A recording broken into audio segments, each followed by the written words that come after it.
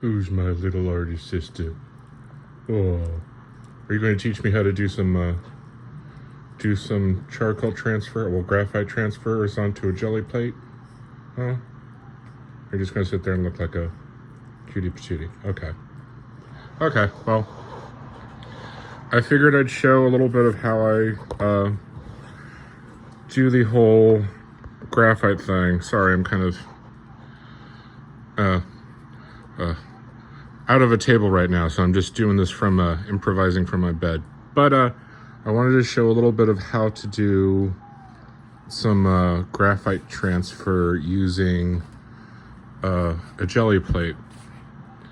And one of the things I kind of noticed when looking up techniques and tricks on YouTube is that you do have artists who are making great images and developing them and then filming themselves doing it. However, half of them are honestly just seem like craft videos where you're using the plate's technique to make a collage or a wallpaper or a texture or pattern, and then you use that for something else. And that's fun, but I've been like really kind of having the printmaking itch lately after working on a couple paintings, and so I got this plate.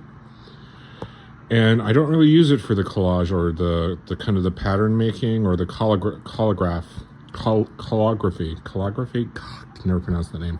To hell with that word. Printing surfaces, whatever. So, what I'm gonna do is just go through like a small, quick doodle of of how I approach making like an actual complete piece using graphite. We might do a little bit of Conte crown, or not Conte, well, no, compressed charcoal, and then we're also going to try today, we're actually going to try this little Derwent drawing, and it's, I think, tinted graphite, so it should work just the same way as the 9B. So I'm going to quickly do a drawing, pull something out of my ass, and then, yeah, I'll see you a bit, and I'll go over how to get it ready for printing. Okay, I'm back. So ignore the wrestling going on outside. My neighbor decides to just do wrestling all day. It's driving me nuts. Anyways, I made a quick image out of multiple materials, and I'm too lazy to gather them up to list them, so I'm going to just point and click. We have top here, we got compressed charcoal. The red, both here and over here, all these reds are Conte crown, which is a little bit waxier. So it's, imagine compressed charcoal with a waxier vibe. I mean, I'm not sure if I should actually explain that actually. Anyways, okay, so then this is 9B, which if you can get it, save yourself a lot of trouble and get one without a woodless shell, because you'll save yourself so much trouble sharpening those things. Anyways, so that's, so that's 9B. More charcoal. We got 9B, and then we have a mix of 6B, 9B, and then we also have some what is tinted graphite. So it's basically pencil, but you know, imagine a pencil mixed with a soft pastel pencil. So that's what that is, and it's just, I haven't used that yet, so I kind of want to see what it looks like. But basically, we're done with the image. I have a border here just to give me a basic range that is a little bit smaller than the actual plate itself, so that when I tape it up, if I don't want the curve of the press, of the print showing, I can just tape it off, and then I know that all of my image is going to transfer specifically in that area. But I'm not picky about this. This is just to transfer this, and even as we're transferring, we're going to be maybe moving it around. Okay, so here about that. Oh yeah, one other thing I did. So this is going to be the paper I print on. Just going to do that. And what I did was I kind of guesstimated where things were like that. Usually I would have tracing paper, so it'd be easier. I'm just doing sketch paper just because it's easier to see. But what I did was I prepped the paper. This is something I usually do, is I used Derwent. Ooh, let me see if I can get one. Derwent Inktense color pencils. There we go. This one's black. And what they are they're watercolor pencils, but what they do is they dry permanent. And so they have a lot of versatility, but they're also very intense, so some people are kind of adverse to them.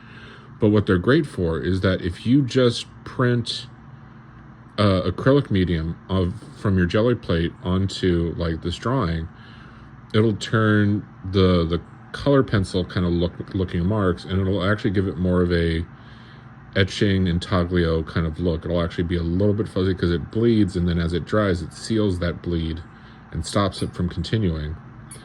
I forgot I'm doing this in cinematic mode. This is actually kind of trippy. Boo. Boo, boo, boo, boo, boo, boo, boo. Okay, anyways. But I prepped the paper because what I'm going to do is, once I transfer this image to the plate, I'm going to print this on this paper, and then as it's printing, it's going to bleed into the image, and then it's going to look a little bit like an intaglio on top of this as well. If I explain that, end of the day for me. But I will start the transfer right. Well, actually, why am I even stopping? I can just do this. Basically, quick and easy. La la la la la. And we're just. What are you doing? What are you doing? Is this you trying to get attention? Okay. You are the worst assistant. How the hell did Damien Hirst hire you? Yeah, I hate his work too. Yeah, Damien Hirst sucks. Okay, anyways. So, basically just transfer the image, move it where you want to, and give it a good rubbing. Try not to warp, sir. Try not to make sure you don't move, like, because there's going to be bubbles. Try to get as little air as possible between the plate and the image so that when you press it down, it's not going to like double image. So I'll be back after that to do the rolling and stuff. Now we got one curly little drawing and we got a wonderful little transfer. So as you can see, most of it has transferred as it looks on the paper, and except for the of course I kind of was not hoping too much, but the Derwent drawing one didn't work out as well. It kind of actually lifted up, I think, a little bit more than it should have. But, so now, what we're going to do is we're going to start the process of inking up this plate, and I haven't figured out exactly what to do color-wise or layer-wise, so we'll probably just do a basic run of acrylic. Okay, now I'm back up. Setup's finally done. So what I've done is transferred the image, got the paper plate, the paper prepped. Peter Piper packed a pickle moment there. And what I did was I taped where the image where I want the image cropped, because what I want to do is I don't necessarily want this curved texture, or if I do, I only want it kind of selectively. So if you noticed here, I'm showing a little bit of the edge of where the working frame was. And then, yeah, so what we're gonna do is we're gonna roll up medium to see how this prints. Initially was gonna do just straight up white, but I kind of want more of those drawings to kind of show through. If we used white, it would bleed through, but because of the opacity of titanium white, it would just be kind of too blurry. And I could thin it down with medium, but I don't want to bother with that because it's the end of the day. Boop boop. Sorry, threw shit. Also, before we're gonna test this plate, we have one more thing to put on here, which is gonna be some graphite powder. I can do this one-handed. Look at my wonderful paint. I gotta clean this shit up, jeez. Okay, so I got some paint, some graphite powder here, and we're not gonna do a lot. We're just gonna do a little bit. This is the only brush I have, really? Okay. And little dab, little dab, little dab, little dab. Oh, more the dab, Jesus Christ, okay. That might have been more than I wanted, so. We're just gonna get a little bit. And one of the things I kind of like to do is, you know, chaotic, random, I don't know, whatever. Just, you know, just whip it. So you got a little bit of there. And I'm not too worried about the chunks. In fact, I want the chunks because as I'm spreading the medium on there, it'll smudge and smear and kind of create its own little texture. While at the same time where it fell, it's going to keep that mark there for a little bit. So we'll, oh gosh, hold on. Okay, sorry about that. Okay, so we're going to print the plate, and then what's going to happen is we're going to talk about medium for quickly. So if I'm just wanting to do a straight medium transfer where I'm not adding any color, I'm not providing any, you know, I'm not adding any acrylic paint, I'm just going with GAC. It's quicker drying than the open mediums because, you know, they're just straight up acrylic medium.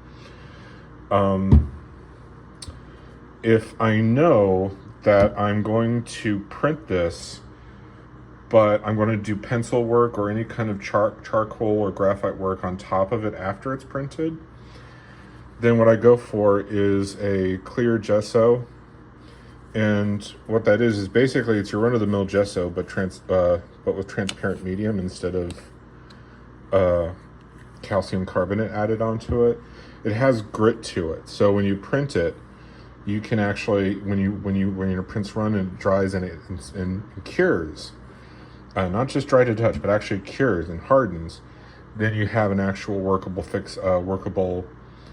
surface. Whereas if you just did straight up medium or paint, you would have too smooth a rubbery surface to actually get friction to hold on and adhere to some of the stuff. You can again work around that. Again, you can do another transfer and then print that again. But you know, I think it's either one way than the other. Plus, you know, halfway through you kind of give up and shit. So you're just like, fuck it. One mono print and we're just gonna. But you can do multiple layers. You know, this process is repeatable. But also, if I want this line to bleed more, then I'll go with open acrylic medium, which is slow drying. Basically the slow drying version of GAC 100. And what that'll do is that'll give it more time to soak it up. The more absorbent your paper is, the quicker this will dry, which means the quicker this will stop. So again, that's another factor, is not just how quick does the medium dry, it's also a matter of how absorbent the surface you're printing on is. Depending on the paper sizing, aka the glue that's in the binder that's inside the pulp, it can vary. But here I'm using Bristol, which is your run-of-the-mill kind of run-of-the-mill average printing paper.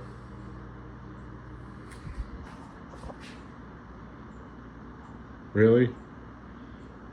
I'm just huffing and puffing because I'm not there? Okay, whatever. Anyways, so yeah, what we're going to do is I'm going to roll this up, and I can do that with one hand or stuff. But what I'll do is, I mean, every video shows how they do that. But basically, I'll put that on, and then what I'll do is I will hold it under light to see how it looks and gauge whether or not I want it, whether it's an even coating. And then we'll place it on here, and then I'll show you how it looks when it's placed on. Okay, we're back. And as you can see, the gel plate is on. And as I rolled, you can tell where the graphite powder smeared initially where I rolled the direction in, and then after a while it just kind of succumbed to itself. And it's going to look more like a garbled mess, but the medium is going to pick up some of that powder and like make a gray tone. And so you're going to have you know, it's going to look like a mess, but as you roll it out and it gets thicker, it's just going to kind of pull and stretch and kind of even out. But if you noticed already, the Conte crown is kind of fairly solid and bleedy already. It's like softer even than the Inktense pencil, which is down here, because you see, right now it's not. So as you can tell, because I'm using the fast drying GAC, it's not bleeding too much, but when I pull this, it's going to be a little bit look a little bit more embossed. And then yeah, more Conte crown. Looks like the graphite, the charcoal transferred. Some of the Derwent gray did, but we're going to have to see how that looks when we pull it. Depending on the medium you're using, I give it a certain amount of time. Since it's just normal drying acrylic medium, I'm going to be a patient girl, and I'm going to totally just give it like at least 40 minutes, 45 minutes. Also because it's paper. If it was open acrylic medium, I would, like slow drying or slow drying paint, I would probably do an overnighter, maybe even a 24-hour, but that's just me. And honestly, that's the great thing about having one plate to work on and one plate to prep. So anyways, also, best tool you can ever spend $100 on is an art history book for your college art history classes, because this needs even pressure as it's still getting sucked up by the paper. So, bam. Now we wait till tomorrow. La, la, la, la, la, la, la. Anyways, that's my process. Maybe we'll see how it goes tomorrow, and I'll post it tomorrow.